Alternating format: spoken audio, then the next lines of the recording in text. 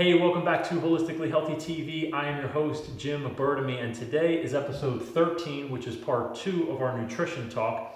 And I hope you tuned into the last portion of it, which is part 1. If you didn't, please go check that out. I'll put the link in the description below. But if you did check that out and you're back, thank you for being here. Today we're going to talk about quantity. So just a quick recap. We did quality, where we went over organic, non-GMO, and whole food, and we said you are what you eat, and I elaborated in the previous video about that. Today is the second part, and we're going to be talking about quantity.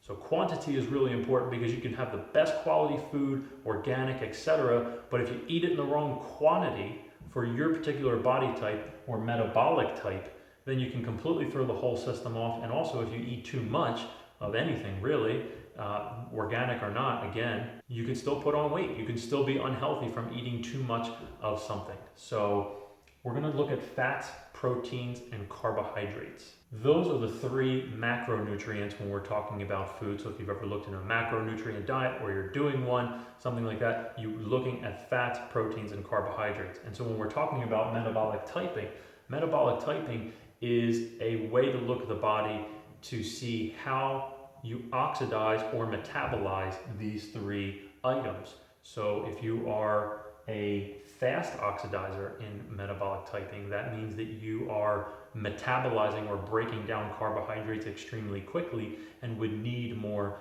fats and proteins to help keep you satisfied or satiated for a longer period of time. A carbohydrate type, or a slow oxidizer, doesn't metabolize carbohydrates very quickly. It's more of a slower process, and they don't need as much fat and protein to help keep them satiated because the carbohydrates do that for them, and they just need a little bit of fat and protein, whether it's animal protein or whether it comes from legumes or beans, etc., whatever it is. Then you have one right smack dab in the middle called a mixed oxidizer or a mixed type, and that would be an equal ratio or an equal mix of fats and proteins and carbohydrates. So if you just look at it on a plate, you would say, okay, divide the plate in half, and you say half of my plate is fat and protein, half of my plate is carbohydrates.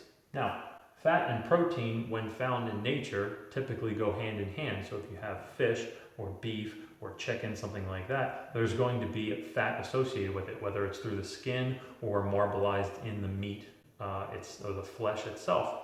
So fat and protein go hand in hand, but the ratio of fat and proteins can be very, very different from person to person. So you could have a fast oxidizer or a protein type, like we mentioned before, that needs more fat and protein to help keep them satisfied, but one protein type might need a ton of fat, and another protein type might only need a little bit of fat. They're still having more protein / fat relative to their carbohydrates, but their fat and their protein ratio would be very, very different. So an example I'm going to draw you would look like this. Okay, so this would be your plate, and let's say the one protein type would be here. This is carbohydrates, this is fat, and the rest is protein. Okay, that could be one example. This could be the person that only really needs a little bit of fat, and then you can have somebody else, still a protein type, right? Because maybe the carbohydrates don't change, or maybe the carbohydrates do change just a little bit. So now you still have this as your carbohydrates, and now this is your fat. So you would have this whole section right here as your fat, and get rid of that line, and you would have this section here as your carbohydrates, and get rid of that line. Still a protein type, but now the fat ratio is a little bit more. So that's one example of how protein type can vary, and you can also have the same thing in carbohydrate type and mixed type as well. Okay, so we talked about fats, proteins, carbohydrates, we talked about metabolic typing. Now let's talk about proper meal spacing and you are when you eat. We'll combine those 2 together. So proper meal spacing, you want to be eating it's different for every single person, but you want to be eating every 2.5 to 4 hours. You typically don't want to go too longer than 4 hours in between meals, because then you could be kind of triggering a response in your body that's making you hold on to weight or accumulate more fat in the body, because the body feels like it doesn't have enough resources to rely on for food and nutrition.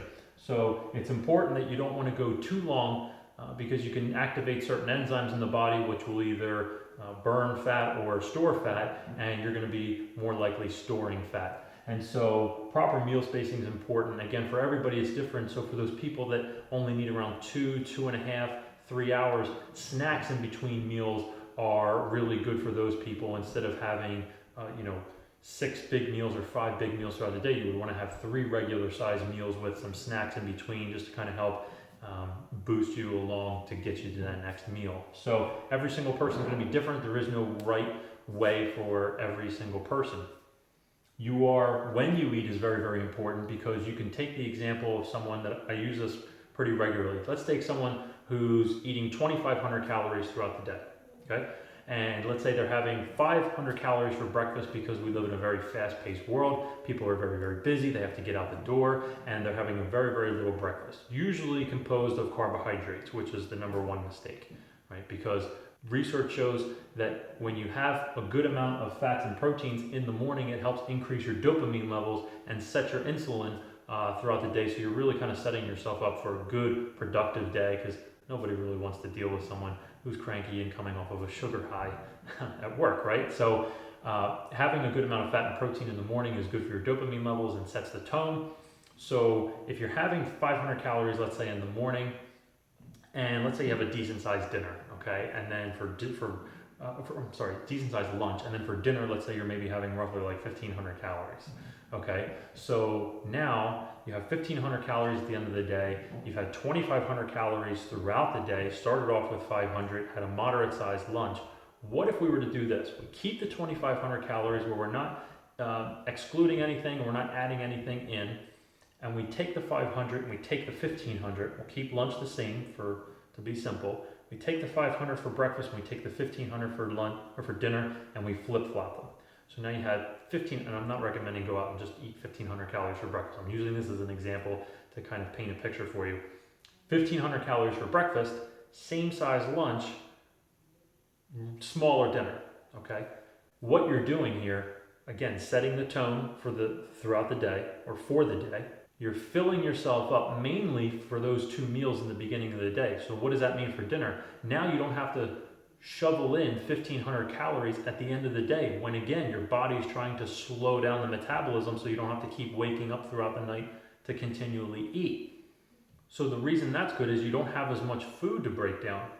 And it's not even because you don't even want it, it's because you don't even really need it, because you still got your 2,500 calories in, but most of it came from the beginning portions of the day. So now you only have 500 calories, so now you don't have all of this food just sitting in your stomach at the end of the day if your body's not properly able to metabolize everything. And this is all given that you have a properly working digestive system and you're not eating in an environment that's stressing you out, et cetera, which those are all separate topics in themselves. So you are when you eat is very, very important, because now you can actually have your food digested before you go to bed. It's not just sitting in there. Some people wake up feeling bloated and disgusting in the morning, and a lot of it is just because they might be eating too much at dinner time. Possibly rightfully so, because they didn't give themselves enough calories throughout the day. But you see what I'm talking about here. You give yourself more calories in the beginning portion of the day, in the middle of the day, and maybe with some snacks in between there. You don't even need that big of a dinner, which is huge. It can completely dramatically improve your health just like that. Just making that one change, that can completely change the way you feel and possibly the way that you look. So this was a good amount that we covered. I hope this was enjoyable for you, both parts of the series. I hope you learned a lot from part 1 and part 2. Again, if you haven't watched part 2, go check that out. I really, really appreciate you tuning in. If you have any questions on this or comments on this, please leave them below. Please subscribe below. Connect with me on Facebook. I'd love to hear from you. Thank you for the people that are reaching out. I love connecting with new people. Question of the day for you. I want to know what new movie you've seen in the movie theater, online, however you watch your movies. What's the newest movie that you saw that you really like? Give me some recommendations. I'm a big movie person, so I'd love to hear that from you. Please stay tuned for the next Holistically Healthy, because together, you and I, we're getting healthier every day.